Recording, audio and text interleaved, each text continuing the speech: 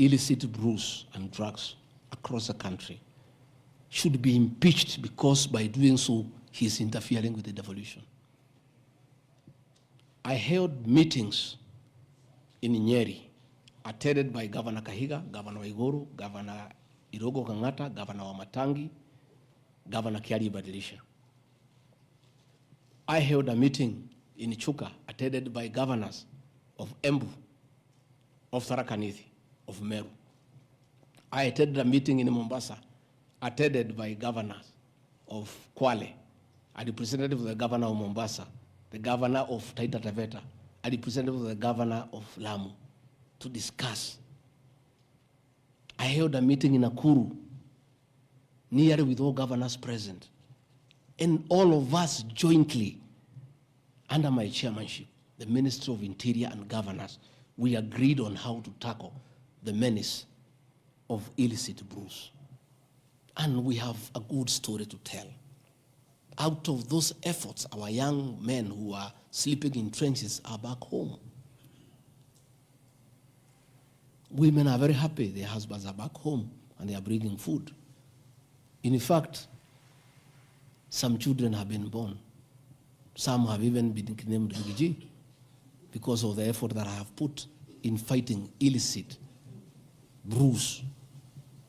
I think the people of Kenya would be shocked to hear tonight that one of the accusations against their deputy president and why he should go home is because he led the battle to fight illicit brews and drugs that has caused havoc among our young people.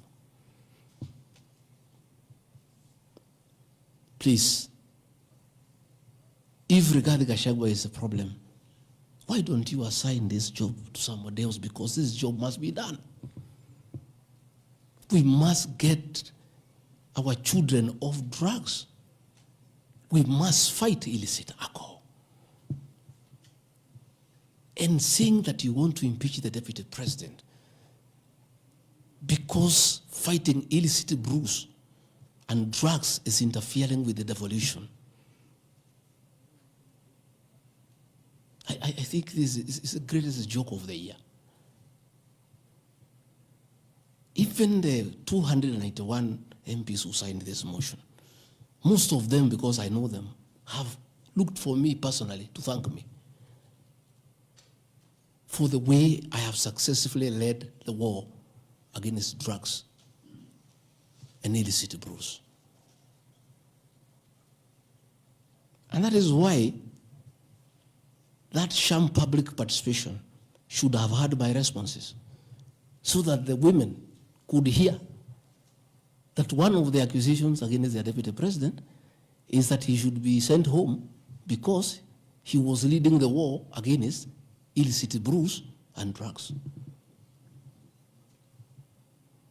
I don't know. I think there is something wrong in this country. That somebody has sat down to draft a motion to impeach the deputy president of the Republic of Kenya. And one of the grounds is that he has interfered with the devolution by leading the war to fight illicit brews and drugs. This is a height of absurdity. And Parliament will be the theater of the absurd. I would like to hear what is the nexus between fighting illicit brew and interfering with the devolution. I would like to know. I've never had any governor complain. I've never had any MCA complain. I've never had any Kenyan complain. The only Kenyans who have complained are few.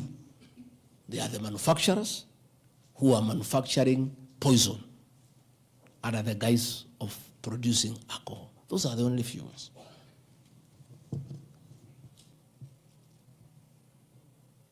I beg the National Assembly and the Senate,